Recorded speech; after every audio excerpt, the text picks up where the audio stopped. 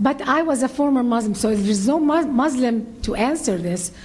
When I used to be a Muslim, I never, the way we think about it, when I was a Muslim, I never thought calls on killing non-Muslim were evil. Actually, we always, Islam really makes your mind think differently from logical Western thinking.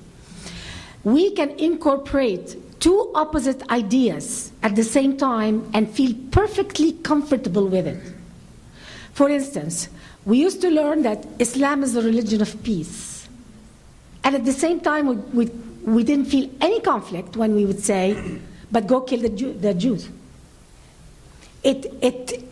We never thought about it as it conflicts the value system of logic. And this is the tragedy that most Muslims, the majority of Muslims, have no clue about the religion analytically. To them, it's all emotion. It's my father's religion. It's the only religion I can believe in, and it has to be right. We were told the Quran, word by word, was from God directly, and the way they recite it is so rhythmic and so emotional that really it feels very chilling. I mean, until today, if you hear the men recite it, he could be saying in the recitation, kill the infidels, but it sounds so holy. So holiness and killing are not something, when you're a Muslim, they don't conflict with one another. It has become such a sick ideology that Muslims must wake up and examine the religion, really examine the religion. But until today, they don't have the courage to do that. After the revolution in Egypt, I didn't see one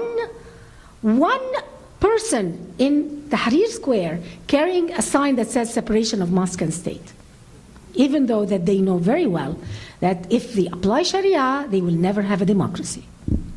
I'd like to add a bit to that about the peace by giving you a quick historical anecdote you might find useful, which is basically the word peace in Islam has an etymological connection to the word submit. And this is actually sort of the game that a lot of Muslims play. They say Islam means peace, and in a way it does. Salam comes from the same root as Islam, which is submit, which is the name of the religion.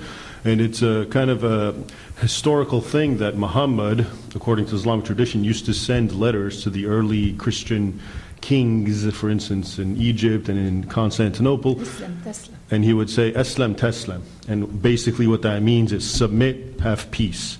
And so there's a corollary between submitting, which of course brings about a lot of violence and bloodshed and killing, and then that leads to peace. And so that's why, going back to your question, how is this religion of peace if you're out to kill people? The logic is that I'm out to kill them to create peace because they're so, they're not cooperating. They're the bad guys. So we have to break them and make them submit, and then it's peace. Also remember, Islamic law is the law of Allah, who is the supreme God. And so it's perfect justice. So the idea is to establish the rule of Islamic law over the world, which is peace. And so you have to kill people on the way to that. That's not violence. That's justice. It's jihad. And so you have a lot of Muslims condemning terrorism, and then when you look at their statements more closely, they're condemning Israel and the United States, but not like the Twin Towers or the Fort Hood shootings or something like that, because those things aren't terrorism. They're justice in the service of peace. If I may just start with a comment concerning President Obama's statement about slander. Slander, libel, defamation of character have certain legal definitions behind them. To speak the truth about Muhammad is not to slander him. So I would be, as a Christian, in support of that statement, that we shouldn't slander people. But his misunderstanding of Islam and the facts is what causes him to think that the truth is slander, because the reality of Islam is so unnatural and abhorrent to the Western culture. So I can understand somebody confusing the two. Well, also in Islamic law, there's a definition of slander that's different from that of American law. In Sharia, the definition of slander is telling something about someone that they don't want known. It could be true, but if they don't want it known and you tell it, that's slandering. So see, when I write a book about Muhammad and say this is what they say Muhammad said and did, that's slandering Muhammad, because they don't want Westerners to know those things, even if they're all true. It's even more comical, just to add to that, and it's based on something you just said, Nani, which is basically, like, as you do, I watch a lot of Arabic programs of these sheikhs and these Islamic clerics, and they'll say all the same things that if I say it, I'm a terrible human being. And the difference is they say it and they take pride in it. You okay, but they say it and they take pride. Okay, so for instance, I'll see a program of an Islamic cleric saying it's okay to marry a girl. It really doesn't matter her age. Now they've concluded 6 or 9 is not the point. Her age. The point is, can she bear the weight of the man? Therefore, if a 5-year-old is a strong girl and can, then that's okay. And he'll say it and he's proud of it and he'll evoke the Prophet of Islam, okay? And there's no problem with that. He's a great sheikh. But if I say it, I'm saying it with a bit of criticism. We're both stating the same thing, but it's exactly why am I saying it? I'm saying it to be critical. He's saying it and he's supporting it. Another Muslim cleric will come and say and complain about how if we really want to fix our economy, we need to do what Muhammad did, which is go on a jihad, raid people, steal their stuff, enslave them, and sell them in markets. And he'll get a loud, thunderous applause for that. But if I say it and then I'm being critical and saying this is not how it should be, then I'm the bad guy. So it's a lot of it has to do with the value judgment, which is sort of something that's been conveyed here. For instance, Muhammad he used to tell people that the urine of the camel and his own urine would cure diseases. Muhammad's urine, okay, that's in some hadith. And today in Egypt, because they're becoming so Islamist, there is a clinic that opened to sell camel urine because Muhammad said so. If I laugh at it and write an article criticizing it, I'm saying doing slander against Islam, even though they're doing it. So they are ashamed. I mean, come on, let's face it. What kind of religion kills people who insult them?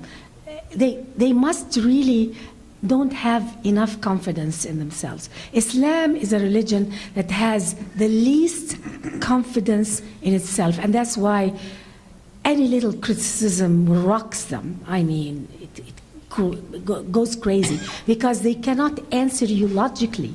They cannot defend themselves logically. So they resort to terror and violence. The Quran itself says, "O you who believe, do not ask about things which if made plain to you will make you uncomfortable." And so even among Muslims, they say, and they quote the Quran, don't ask too many questions. Don't ask any questions. Believe in it as it is. And that's why when Muslims live in the Middle East, nobody criticizes Islam because it's a crime. But we come to America here, and suddenly Americans are asking us questions, very innocent questions, and we're just like, oh my God, how dare they ask us this question? We've never been asked this question in the Muslim world. You must hate Islam. You must be hating Islam. You're supposed to accept what we tell you as is. And that's why I left the religion.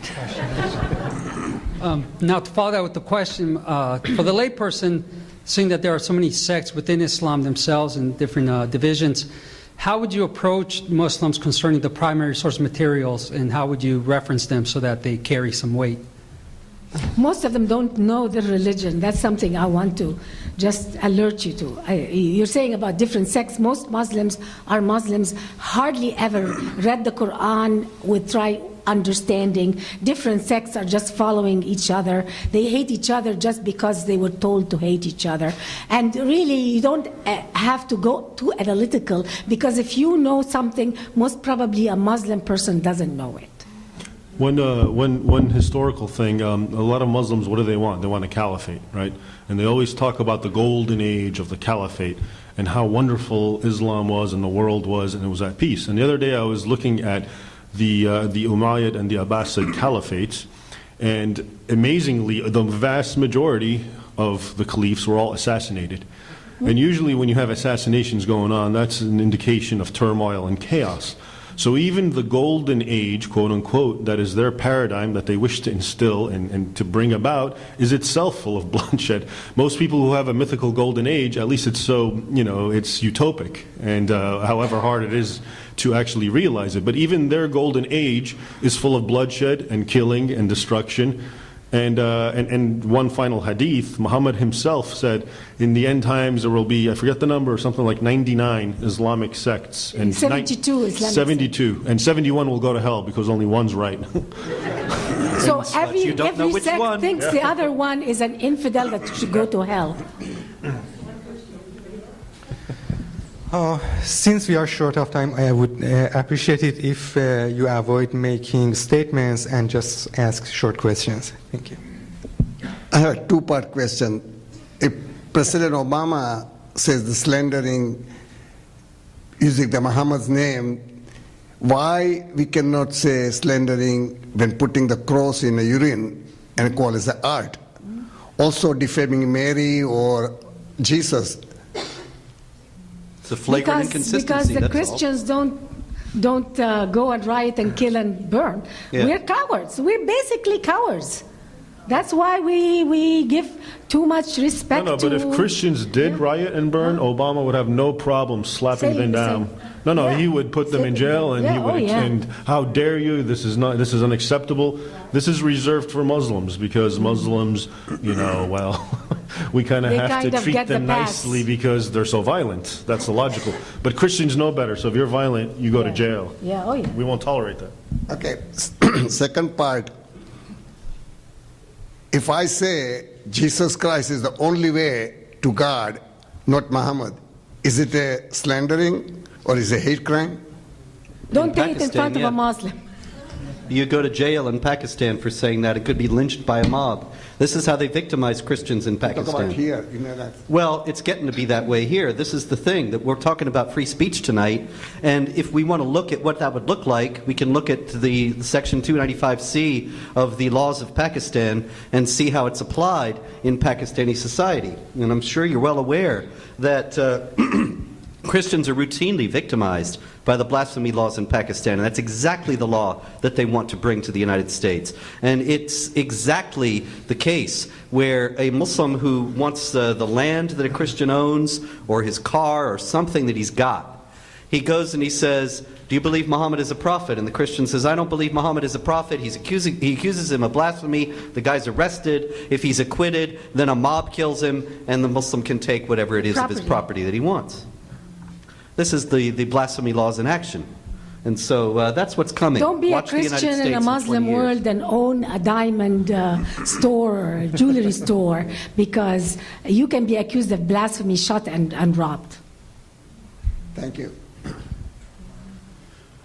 The UN resolution that you mentioned in the beginning was 1618 or That's right. 1816. Is there any way that can be undone? What would be the necessary steps, if there are any, to have that commitment, from the president withdrawn?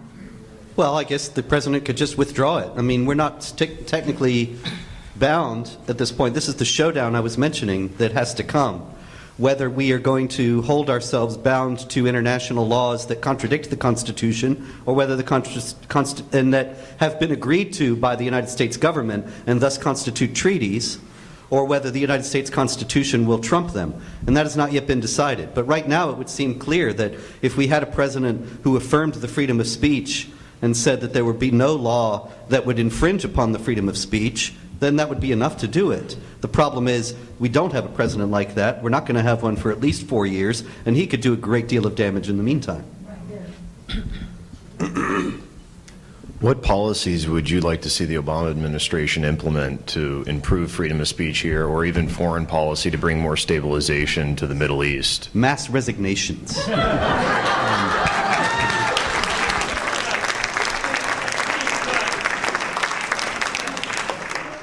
This is something that I alluded to in the talk that I gave earlier, that Petraeus and General Allen had a chance to explain and defend the freedom of speech when Muslims started rioting and killing over the Quran burning or the Muhammad video or whatever the outrage du jour was. And they didn't. And this is what they ought to be doing. They ought to be explaining why the freedom of speech is so important and why even Afghanistan would benefit from having it, and even Pakistan, and even Egypt, and so on. They ought to be, I mean, we really ought to have been doing this for years. We instituted constitutions in Iraq and Afghanistan that affirmed Sharia as the highest law of the land. And that was all about, you know, we're all about the will of the people and democracy and so on. But what we could and should have done when we had the opportunity, and what I was saying at the time, was that we should have stood up for our own values and stood up for the oppressed Christian minorities and Hindu minorities and non-Muslim minorities in general in those countries, and brought to those countries and anywhere else where we could, not militarily necessarily, but just as a society held as the highest values, equality of rights of all people before the law, including women, the freedom of speech, the freedom of conscience versus the death penalty for apostasy, and so on. And if we had affirmed those things and insisted that governments in those countries, if we were going to be propping them up militarily, would have to adopt those things, well, the situation would be very different today. There is another thing that I'm noticing in the last few years since Obama took office, that our media and our educational system is making any criticism of Islam almost a shameful thing.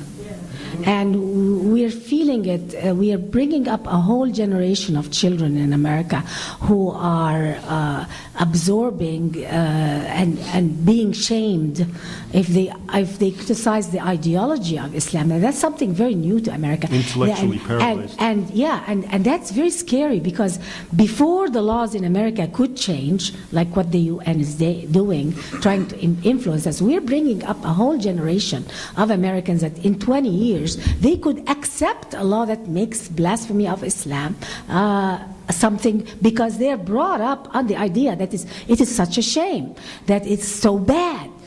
We are bringing up a new generation. We're going to be gone. But we're going to live in America that is going to be a culture of pride and shame, which is typical.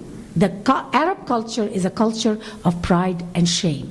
That's how they get you, by shaming you to death when you're a child, and then putting you high up on a pedestal when you're a child if you say, I hate Jews. And when you're a child and you're rewarded heavily if you hate Jews, and you are treated like a villain if you just say the slightest question about Islam, then you bring up a generation that will accept oppression.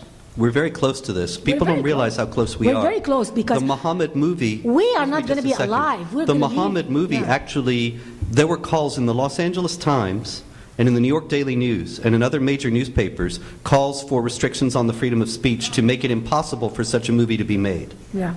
And that's absolutely abominable, that not only is it coming from the top, but coming from the mainstream media as well. And I don't see how the freedom of speech is going to survive unless there is some major movement against this now. America has its first political prisoner. The man who did the movie Wake Up America, he's in jail now. He's in jail for a year for violating something in his. We have our first political prisoner for blasphemy of Islam in America today.